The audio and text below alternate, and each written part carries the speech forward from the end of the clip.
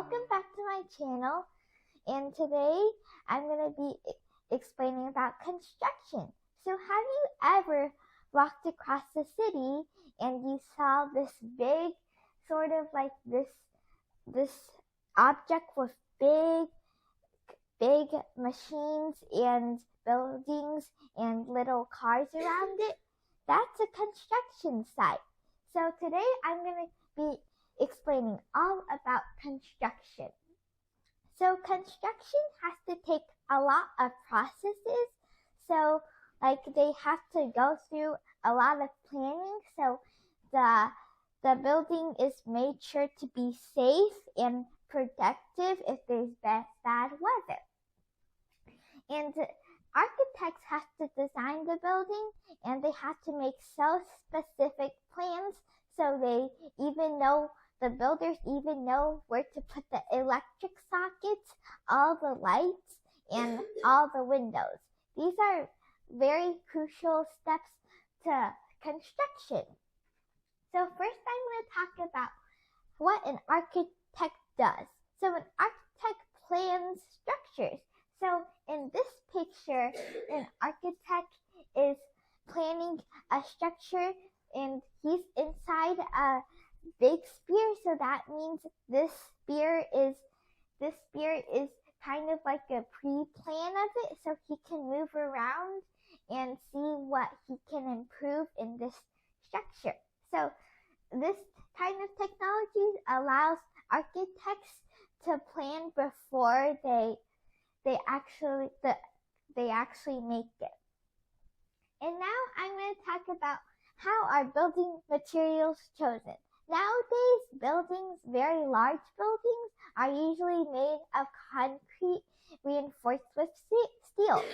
Reinforced means making it stronger, so steel is meant for the concrete to hold up more. So that's why very tall buildings like having these beams, and later on they cover it with concrete to make it stronger and more better. But for small structures like houses, most of them are made of wood because wood is lightweight but tough, so that means that workers don't have to carry that big things to construct, but wood is also very tough, so it's not easily to break unless you purposely break it. Also, I'm going to talk about how is a road built. Road planning is very precise because architects and engineers want it to not harm the environment, which means that plants and animals and all the trees wouldn't die, and the migration routes for some animals wouldn't be blocked, because sometimes buffalo, if you're in a very rural area, that means animals have to cross over, but if there's roads and cars going by, that would be more dangerous for the migration. So that's why they have to plan really carefully if it's safe to drive there or if it's not safe. Moving on, I'm going to talk about a modular construction. Modular construction is a different kind of construction to foreign buildings. So this means that parts are pre-built in a factory because this makes it easier to become together. So this means that a lot of parts are pre-built, but most of them are without the lights and the little details like the electric sockets. They install that later when all of the parts is installed. And this picture right over here shows a microflat. Microflats are pre-constructed with modular construction, and these save space in busy cities. You can see microflats very easily if you go to Asian countries like Taiwan and Japan. Some have very big cities, so people can save space so they can live in microflats, which are basically apartments but a bit smaller. And moving on, I'm going to talk about the parts of construction. So, have you ever wondered, what are all those parts in construction? There are so many unfamiliar things that you don't usually look at or find in the world around you.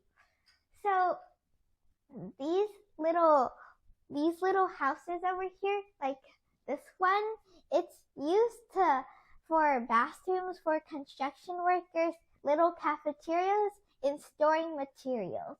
So this is just for like workers to rest and use the bathroom while they're out there. And also there's usually fences around it to block off the construction because it might not be safe for people who don't know what it is. So the fences help people be safe and no one goes into this area.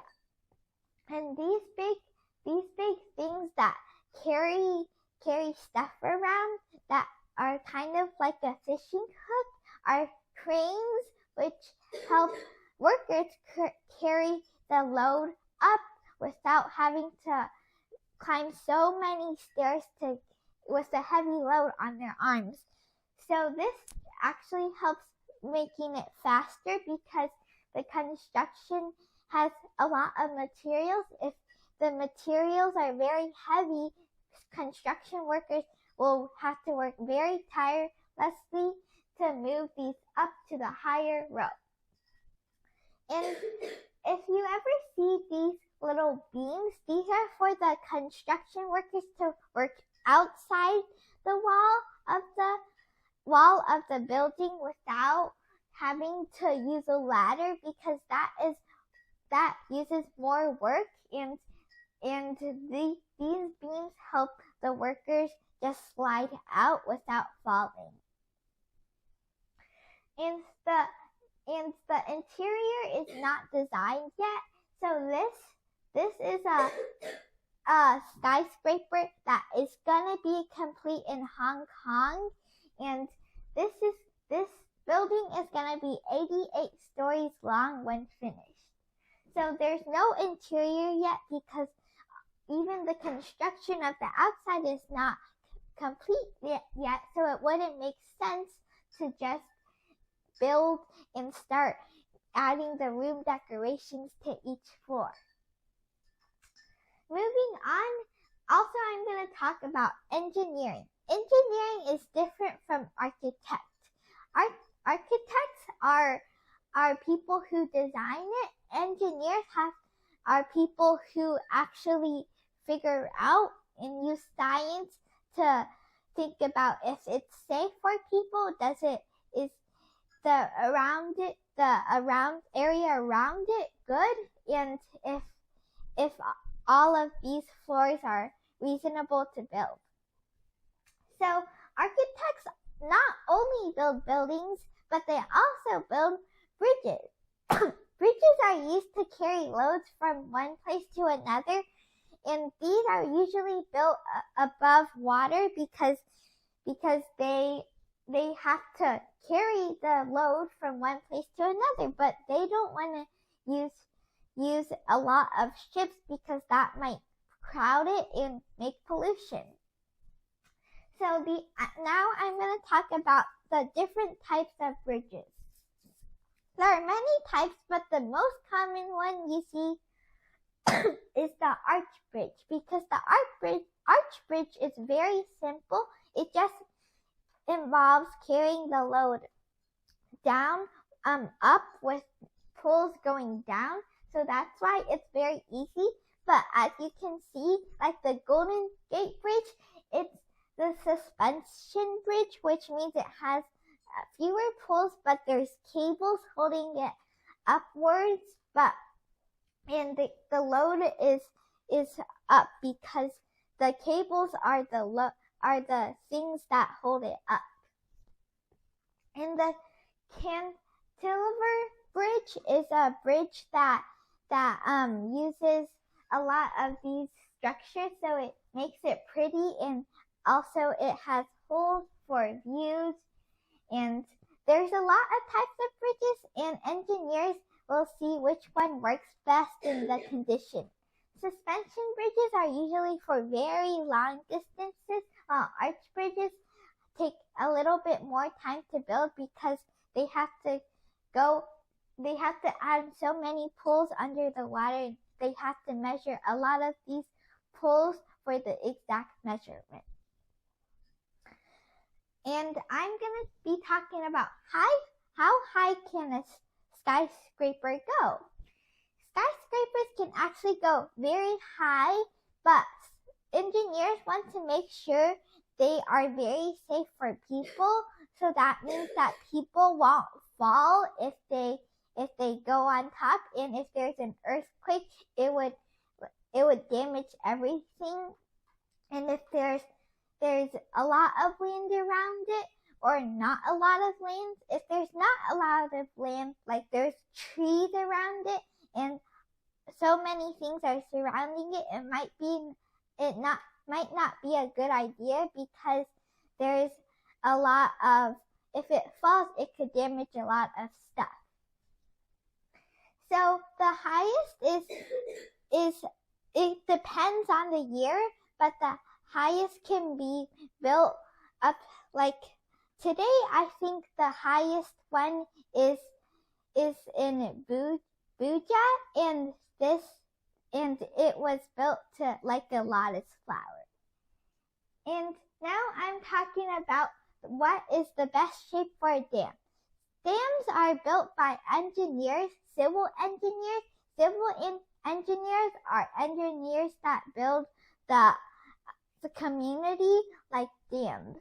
So dams are things that block the water from going past. So when a river is rushing by, it will just stop because the water is